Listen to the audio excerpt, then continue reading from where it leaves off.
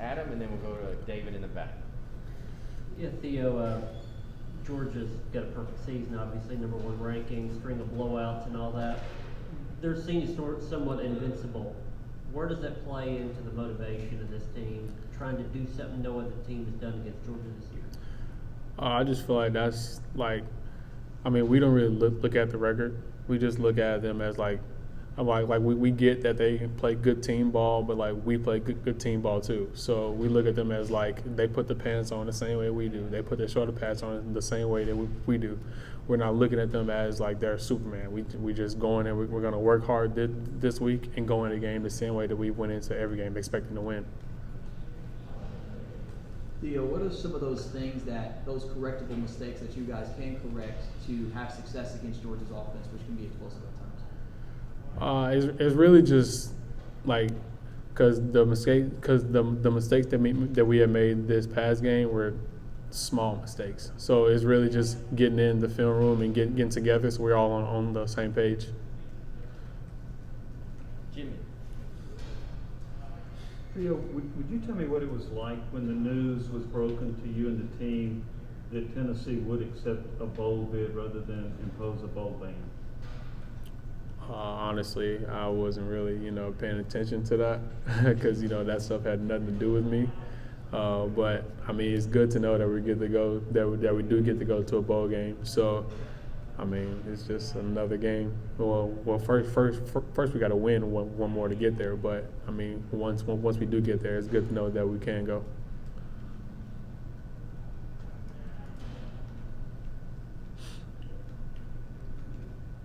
Wes? Theo, the way that, obviously a lot of what happened at Kentucky, y'all did not play the way that you wanted to. And then that 4th and 24 is converted. But then the next 4 plays, you get stops and win the game. I'm sure y'all had to be tired, fatigued, all that. How do you bounce back from a 4th and 24 on like 100th play of the game and get stops? That just goes to, being competitive because we all knew that we had to get a stop. And we knew that we had to at least hold them to a field goal. So that were really just us, coming together and knowing our responsibilities and just, pitching a shutout in that last drive. Eric, then Ben.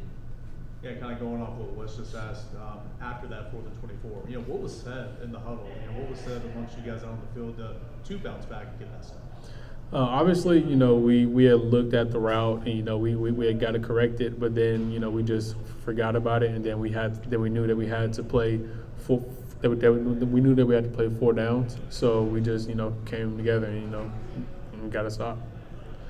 What did go wrong on that 4th and 24? They just ran a route that we haven't really seen. And then they kind of, got, like our corner got a little bit too high, and then he threw it like right there up underneath him. That it was something small, but I mean, it obviously put a big change in the game.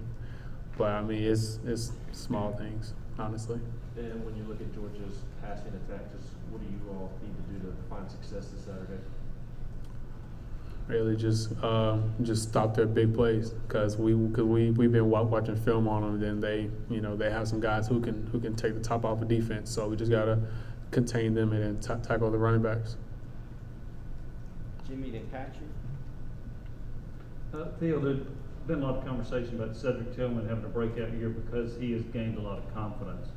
Could the same be said of you? Are you a lot more confident player? Do you think that's why you've been so productive this year?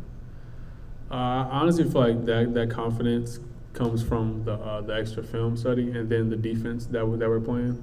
This defense is a little bit more simpler, and then with the film study, I can focus more on the offense, and then that really just like I can go out there and play and be that kid that I was in the backyard. Hey, last 3 games you guys have hit a lot of snaps, but there's also been a lot of third down opportunities where you guys have had a chance to get off the field, haven't been able to do it. Is it almost a mental block now, but is it almost like third down? It's kind of maybe in your heads a little bit, given how much it's been maybe a struggle the past few games. I mean, once we hit third down, our mindset is really just to get off the field. But I mean, the only thing that's really been hurting us on third down is the quarterback runs. So I feel like if we limit the quarterback runs, then we get off the field more times than not. Back to Wes. Theo, what is going wrong on those quarterback runs? I mean, I'm sure it's not the same thing over and over, but obviously teams are continue to do that every week, so what's causing that? I mean, most of the time, I mean, we're in coverage, either playing zone or man to man, and then when they're not open, it's really the quarterback making a good play. Like, it's really like, I mean, obviously we can have better pass rush lanes or like something here or there to stop it, but I mean, most of the time it's really him just making a good play. Ben, then back to Patrick. Theo, what's going through your head when you all are out there play after play after play, and you finally get back to the sideline, and then your offense puts up a touchdown immediately? What's going through your head there? Go back out there and get a stop, get offense back on the field, I mean, it's kind of nice to know that, our offense can score like in 10 seconds, so, I mean, we really don't care that we're on the field a lot because we know once we get a stop, our offense can go score quick and then we can get up on teams faster. So it's really a different mindset once we go out there. Yeah, you have, I think, 10 pass breakups this season. I think it's probably more than you had in your first 3 years of your career. What was allowing you to make more plays on the ball this year? Just my technique and like film study, like just knowing the receivers, like and knowing that their routes and knowing their favorite routes that they like to run, and it's just me like honing in on my technique, and then if I'm beat, playing through the hands, and really just making a play on the ball. You almost got that screen the other night. Was that something you saw on film? And I guess you're disappointed you didn't get it right. See, like I knew the play was coming, and then I kind of cheated up, but the way he threw it more forward, so I had to like try and dive and get it. But if he would have threw it like a better ball, I would have picked it. But it kind of hurt my heart a little bit. Wes, then Jim. Theo, I know that you've already told us just a minute ago about you take this game like it would be any other game, but I mean, any time you play the team that's ranked number 1 in the country, that is an opportunity for not just yourself, but for the team, for the program, for everybody, isn't it? Oh, for sure, it's a big opportunity right now. I mean, like we have a chance to to put a big loss to their season. And this is a big game for us because it's like homecoming. So so with the win here, it's like I don't even know how else to explain it. It's just going to be one of those wins that you remember.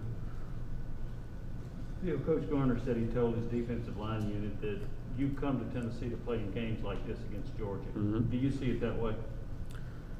I mean, you come to Tennessee to play in any big game, but since they're the next game, it's the biggest game. Theo, Georgia has 3 tight ends that have a pretty unique skill set. Freshman that's made plays, and 2 other guys that are pretty big targets. Just what have you seen from them on film this week? They will actually line up outside like a receiver and run routes too. So we have to take that into account, and we got to get the matchups on them because they're a little bit bigger, but they're still running routes that a regular slot receiver would run. So we just got to take that into account too. We'll finish with Eric. What have you seen from Stetson Bennett on film? Kind of what makes him so successful this season? His feet, like if nobody's open, he can extend plays very well, and then if he needs to tuck it and run, he will, and then he distributes the ball well to all his receivers and tight ends and running backs too. So he's a very, very good quarterback, and really just somebody that we have to keep in the pocket and make him beat us with his arm. Thank you, Theo. Yep.